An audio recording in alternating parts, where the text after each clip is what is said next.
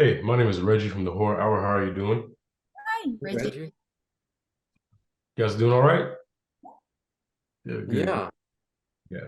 I wanted to kind of talk about it seems like the more that everyone in this town discovers about the truth, the more unraveled they seem to become mentally. And I was wondering if you guys were in this particular situation yourself, would you personally seek out the truth and find out what's going on and try to find a way home, or would you accept the reality of your situation and live your life as is in the town? We'll start with Catalina first. Yeah, no, never. Especially like normal life, like regular life. Yeah, I like to see my family whenever I want. I like to go shopping whenever I want. yeah. I like to get my groceries. Um, Mhm. and to be limited to that reality, it's Yeah. not an option. Mm. You have to fight and you have to keep going and you have to like look for answers and an exit. It's impossible to just accept that that's my reality. Absolutely. It is a very claustrophobic show in a sense. Yeah. Ian? Hey Reggie, yeah, when you first came on, I was like, oh, the horror hour, or is that like your background's like the fantasy hour? Um, Yeah, I'm a collector of sorts. I'm a little bit of a nerd. I am I'm obsessed with finding out what I think is the truth of Yeah, things. That doesn't mean it is, but yeah. the conclusions I come to, and I'm fascinated by journalists who risk everything to expose corruption in the government, in medical establishment, uh, in military. I love that, and I'm always looking for like what's beneath the thing. What is the central messaging server?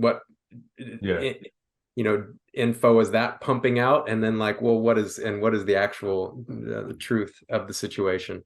So I would want to, and that's a moment. That's where myself and the character Jim dovetail nicely. Is he's also adamant about finding out what this is truly all about, and he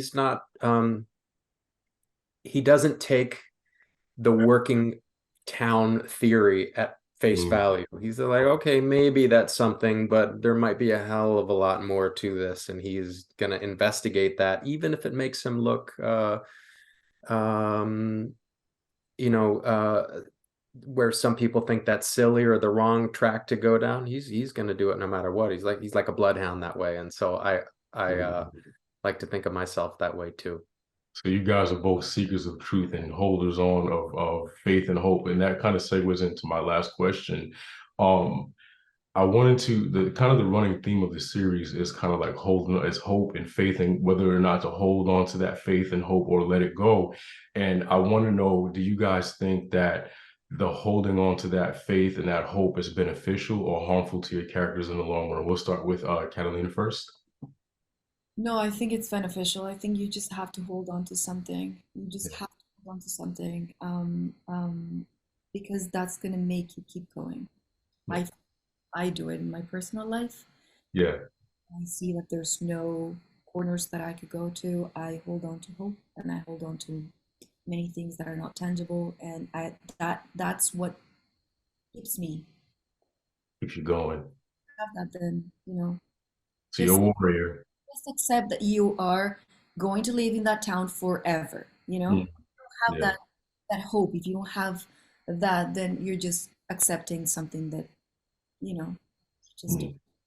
don't. Gotta fight. Gotta fight. And Ian.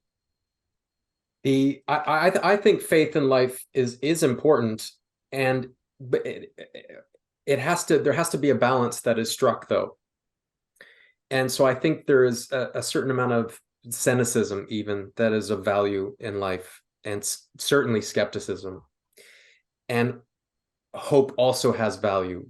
But if it skews too far towards hope, then you're addicted to smoking hopium, Oh, and that's not going to do anybody any good. So all things in balance is what I would say to that. awesome, awesome, great. Well, thank you guys so much for your time. It was a pleasure talking to you, and I'm really enjoying the series. I hope you see you guys again one day. Have a Thank great you, and nice questions. Appreciate you, man.